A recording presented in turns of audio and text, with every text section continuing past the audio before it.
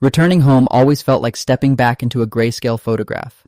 The chipped laminate of the dining table caught the light, a jagged map of every meal we couldn't quite afford. My brother was shouting again, his voice bouncing off the low ceiling like a trapped bird, demanding to know why I hadn't covered the latest repair on his truck. To him, I was still the sister with the stable but small administrative salary, the one who lived in the margins of their loud, demanding lives. He didn't see the screen glowing in my mind, where a digital brokerage account held 9 figures of unspent power. For 18 months, the SEC-mandated quiet period had been my sanctuary, a legally enforced gag order that I wore like a suit of armor.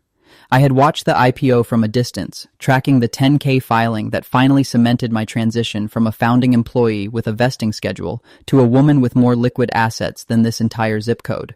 I maintained the ledger in my head, a silent tally of every slight, every assumption, and every dollar now at my disposal. The noise at the table grew frantic as my mother chimed in, yet I felt a profound, chilling stillness. They saw the old scarcity, but I was breathing in the new air of absolute autonomy. The transition wasn't just financial, it was a fundamental reordering of my internal landscape. The ledger didn't just track wealth, it tracked the cost of my silence, which was becoming more expensive by the second.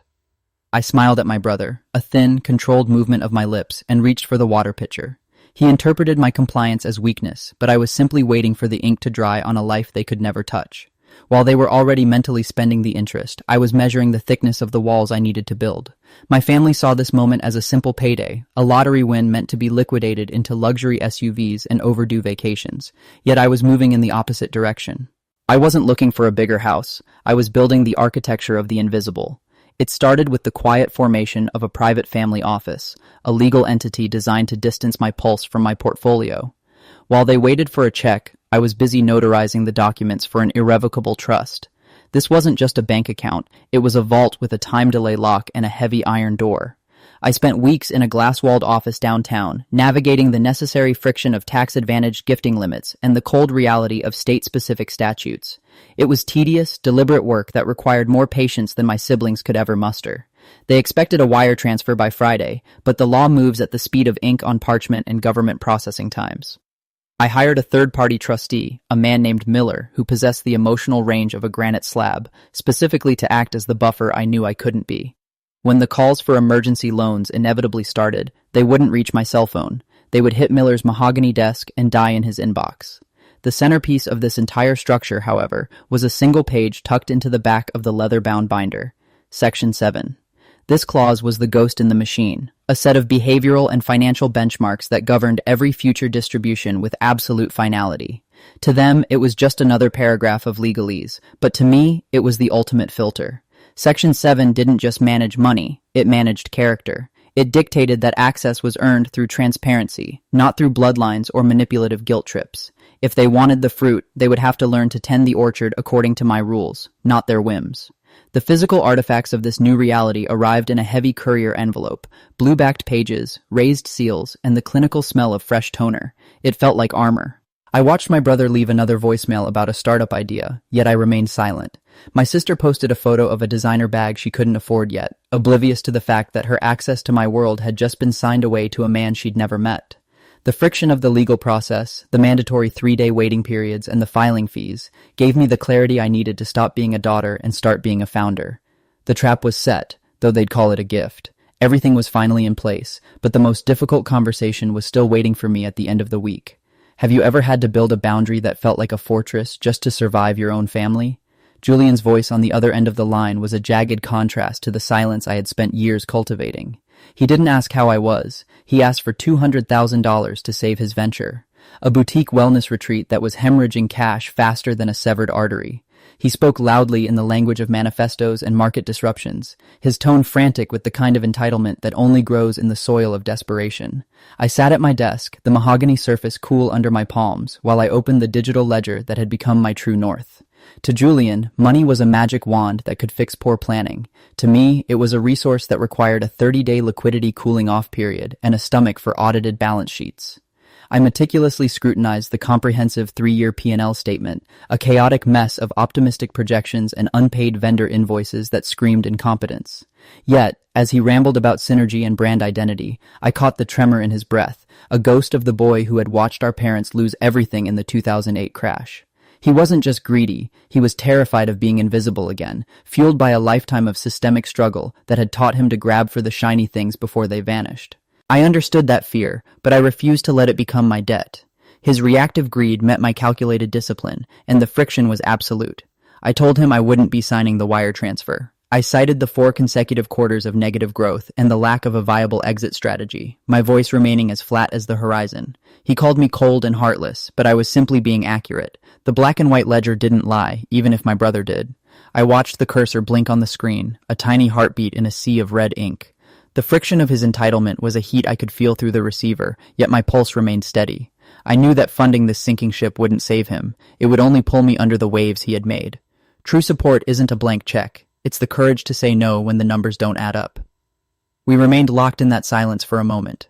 A brother drowning in ambition and a sister holding the life raft he refused to see. He hung up hard, the line going dead with a sharp digital click that felt like a gavel hitting a block. The demand had been made, and the refusal was now on the record, but I knew this was only the first tremor before the coming earthquake. If he wanted to play the tragic victim of my success, he was going to find that the role came with a very high price. I closed the laptop, my final decision notarized by the heavy silence of the empty room. It was time to see who his real allies truly were. When they finally filed into my new conference room, the air felt thick with their collective assumption that I would fold.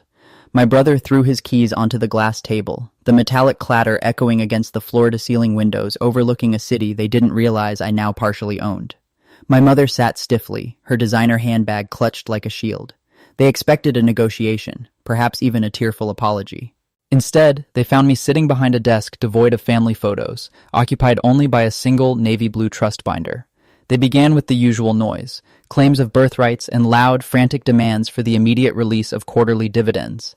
My brother's voice rose, filling the minimalist space with a chaotic energy that used to make me shrink, but today it only highlighted the stillness of my posture. I waited for the silence that always follows a tantrum. When it arrived, I slid the binder across the glass. I didn't raise my voice. I let the weight of the notarized signatures and the heavy 24-pound bond paper do the talking. "Open to page 14, I said softly. My brother scoffed, flipping pages with a reckless frustration that nearly tore the parchment. His eyes landed on the heading they had ignored for years, Section 7. He looked up, confused, but I didn't give him the chance to feign ignorance. I explained that Section 7 was never a placeholder. It was a conduct and competence clause I'd quietly drafted with estate attorneys 3 years ago. It functioned as a legal kill switch, a mechanism that immediately halts all funding and asset access if the beneficiaries exhibit documented predatory behavior or egregious financial mismanagement. It wasn't a suggestion, it was a mandate. By filing for that injunction against my properties last month, they hadn't gained leverage. They had triggered the clause that would now freeze their accounts for 5 fiscal years. This was the finality of a contract meeting the reality of their choices. The outrage turned into a sudden, pale realization that their comfort was no longer guaranteed. If you had the power to change your family's life, would you prioritize their immediate comfort or their long-term character? Tell me in the comments.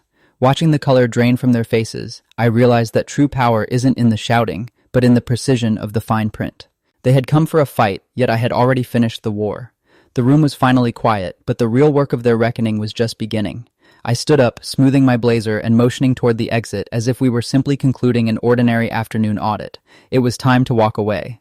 The dust settled before the ink did, leaving a silence that feels earned. Standing on this bluff, I looked down at the 20-acre parcel where my ancestors once broke their backs for others. Yet today, every inch belongs to my name alone. For decades, I was the family's resident fixer, mending bruised egos and erasing fiscal errors while they laughed at my small ambitions. I chased their chaos until I realized I could simply buy the floor out from under them. The view from here is different. It isn't cluttered with their noise or the frantic energy of survival.